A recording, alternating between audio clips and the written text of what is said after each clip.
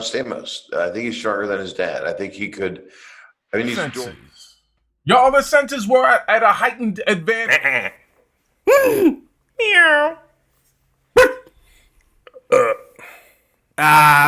It's my show, but I'm never there.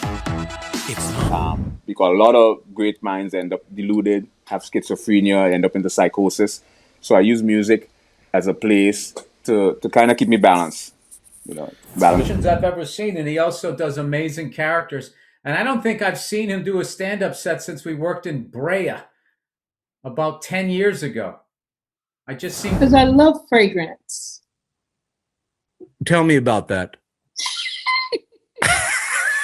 And, you know, on football scholarship, and then I moved. As it was my first movie, I was not familiar with Cheddar Bay biscuits. I know, you know, the different things. The hush puppy. Who had the career when you were young of all great young leading men, and when you would get a show like that, people.